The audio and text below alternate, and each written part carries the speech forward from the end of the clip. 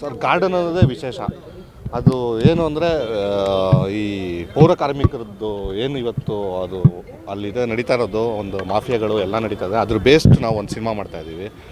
So ಇಲ್ಲಿ ನಾನೊಬ್ಬ ಪೌರ ಕಾರ್ಮಿಕನಾಗಿ ಇಲ್ಲಿ ಪಾತ್ರ ನಿಭಾಯಿಸ್ತಾ ಇದ್ದೀನಿ. ಈಗ ತೂಗುದೀಪ್ ಕುಟುಂಬದ ಕುಡಿ ಅಂದಾಗ ನಿರೀಕ್ಷೆಗಳಿರುತ್ತೆ ಇಂಡಸ್ಟ್ರಿಗೆ. ಸೊ ದರ್ಶನ್ ಸರ್ ನಿಮ್ಮ ಲೈಫಲ್ಲಿ ಎಷ್ಟು ಇನ್ಸ್ಪಿರೇಷನು, ಹೇಗೆ ಏನು ಅನ್ನೋಂಥದ್ದು ಈ ಸಂದರ್ಭದಲ್ಲಿ ಸರ್ ಇವತ್ತಿರೋ ಜನ್ರೇಷನ್ಗೆ ಅವ್ರು ಹೇಳಿದ್ದು ನಮ್ಗೆ ಹೇಳ್ತಾ ಇದ್ದಿದ್ದು ಒಂದೇ. ಸೊ ಅಲ್ಟಿಮೇಟಾಗೆ ಒಂದು ಒಳ್ಳೆ ಕಂಟೆಂಟ್ ಇರೋ ಸಿನಿಮಾ ಮಾಡಬೇಕು ಅಂದ್ಬಿಟ್ಟಿದ್ದಾನೆ. ಅದ್ರ ಕಂಟೆಂಟ್ ಬೇಸ್. ಯಾಕಂದರೆ ನಾನು ಧರಣಿನೂ ಬಂದು ನಂದು ಕೋಳಿ ಅಂಕದ್ದು ಕತೆ, ಇದು ಪೌರ ಕಾರ್ಮಿಕದ್ದು. ಇವಾಗ ನಾರ್ಮಲಾಗಿ ಕಮರ್ಷಿಯಲ್ ಸಿನಿಮಾ ಮಾಡ್ತೀವಿ, ಮಾಸ್ ಸಿನಿಮಾ ಮಾಡ್ತೀವಿ ಅಂದರೆ ಅದು 100 ಸಿನಿಮಾ ಬರ್ತಾಯಿದೆ, 100ರಲ್ಲಿ ನಮ್ಮದು ಒಂದು ಆಗುತ್ತೆ. ಸೊ ವಿಭಿನ್ನವಾಗಿ ಮಾಡಬೇಕು ಅಂದರೆ ಇವಾಗ ಆಲ್ಮೋಸ್ಟ್ ಎಲ್ಲ OTTಗಳಲ್ಲಿ ಎಲ್ಲ ಲ್ಯಾಂಗ್ವೇಜಸ್ ಸಿನಿಮಾಗಳು ನೋಡ್ತಾಯಿದ್ದಾರೆ ಇವತ್ತು ಜನ. ಸೊ ಒನ್ ಟಚ್ಚಲ್ಲಿ ಎಲ್ಲ ಲ್ಯಾಂಗ್ವೇಜ್ ಸಿನಿಮಾ ಸಿಗ್ತಾಯಿದೆ.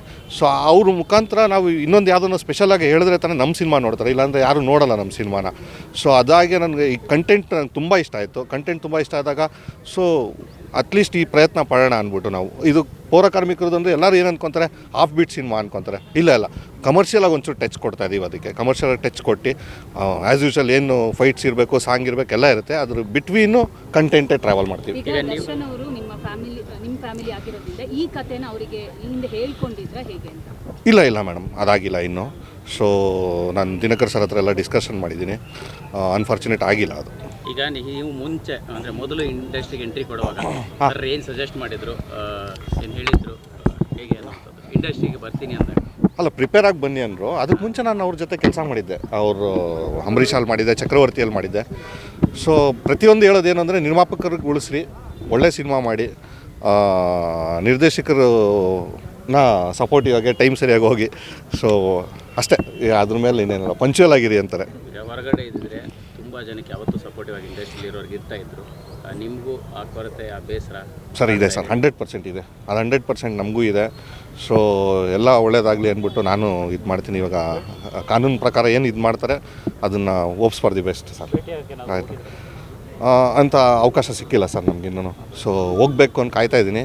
ಬಟ್ ನೋಡೋಣ ಸರ್, ಇವತ್ತಿರೋ ಸಿಚುವೇಶನ್ಸ್ ಬೇರೆ ಇದೆಯಲ್ಲ, ಅದು ಎಲ್ಲ ಒಂದು ಟೈಟ್ ಸಿಚುವೇಶನ್ಸ್ ಮಾಡಿದ್ದಾರೆ. ಸೊ ನಮ್ಗೆ ಹೋಗೋಕೆ ಆಪರ್ಚುನಿಟಿ ಸಿಕ್ಕಿಲ್ಲ. ಅವ್ರ ಸಿನಿಮಾ ಕೂಡ ಈಗ ರಿಲೀಸ್ ರೆಡಿ ಆಗಿರ್ತಕ್ಕಂಥದ್ದು, ಸಾಕಷ್ಟು ಪ್ರಮೋಷನ್ ಕೂಡ ನಡೀತಾ ಇದೆ. ಹೌದು ಡೆವಿಲ್ ಸಿನಿಮಾ ನಾವೆಲ್ಲ ಇಲ್ಲ 100% ನಾವು ಭಾಗಿಯಾಗ್ತೀವಿ. ಯಾಕಂದರೆ ನಮ್ಮ ಕಷ್ಟ ಕಾಲದಲ್ಲಿ ಅವರು ಕೈ ಹಿಡ್ದು ನಮ್ಮನ್ನು ಬೆಳೆಸಿದ್ದಾರೆ ಅಂದಾಗ ಇವಾಗ ಅವ್ರ ಸಿನಿಮಾಗಳಿಗೆ ನಾವೆಲ್ಲರೂ ನಿಂತ್ಕೊತೀವಿ, ನಾವು ಸಪೋರ್ಟ್ ಮಾಡ್ತೀವಿ. ನಾವು ಸಪೋರ್ಟ್ ಮಾಡೋದೇನು ಬೇಕಾಗಿಲ್ಲ, ಅವ್ರು ಸೆಲೆಬ್ರಿಟೀಸ್ ಇದ್ದಾರೆ, ನಮ್ಮದು ಒಂದು ಅಳಿಲ್ ಸೇವೆ ಅಂದ್ಬಿಟ್ಟು ನಾವು ಅವ್ರ ಜೊತೆ ನಿಂತ್ಕೊತೀವಿ ಅಷ್ಟೇ.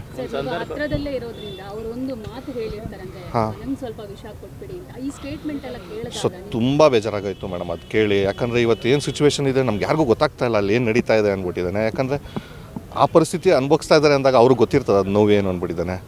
ಬಟ್ ಎಲ್ಲ ಒಳ್ಳೇದಾಗಲಿ ಅಂತ ಕೇಳ್ಕೊತೀನಿ ಸರ್ಗೆ.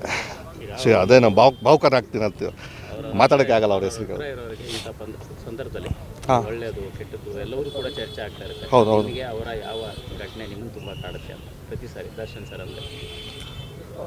ಅಲ್ಲ, ಪ್ರತಿ ಸತಿ ನಾನು ಅವ್ರನ್ನ, ಯಾಕಂದರೆ ಪ್ರತಿ ಸತಿ ನಾವು ಸಿನಿಮಾ ಸ್ಟಾರ್ಟ್ ಆಗಬೇಕು, ಇಲ್ಲ ನನ್ನ ಮನೆಗೆ ಯಾವಾಗಲೂ ಹೋದ್ರೂ ಅವ್ರ ಹತ್ರ ಮಾತಾಡ್ತಾ ಇದ್ದು ಒಂದೇ ಸಿನಿಮಾ. ನಮ್ಮ ಫ್ಯಾಮಿಲಿ ಮಾತುಗಳು ಯಾವುದೂ ಮಾತಾಡ್ತಾ ಇರಲಿಲ್ಲ, ನಾವು ಕಮ್ಮಿ ಮಾತಾಡ್ತಾ ಇದ್ವಿ. ಸಿನಿಮಾ ಹಿಂಗಿದೆ, ಆಮೇಲೆ ಕ್ಯಾಮ್ರಾ ಬಗ್ಗೆ ಟೆಕ್ನಿಕಲ್ ವಿಷಯ ತುಂಬ ತಿಳ್ಕೊಂಡಿದ್ರು, ತುಂಬ ವಿಷಯ ಮಾತಾಡಿದರು. ಸೊ ನಮ್ಗೆ ಹೇಳ್ಕೊಡೋರು ಹೆಂಗೆ ನಿಂತ್ಕೋಬೇಕು, ಹೆಂಗೆ ಮಾಡಬೇಕು ಅಂದ್ಬಿಟ್ಟಿದ್ದಾನೆ, ಇಂಡಸ್ಟ್ರಿಯಲ್ಲಿ ಹೇಗೆ ನಡ್ಕೋಬೇಕು ಅಂದ್ಬಿಟ್ಟಿದ್ದಾನೆ. ಸೊ ಇವತ್ತು ಏನಿದ್ದೀವಿ ನಾವು ಅದು ಅವ್ರ ಮಾರ್ಗದರ್ಶನದಿಂದನೇ ಇದ್ದೀವಿ ಸರ್.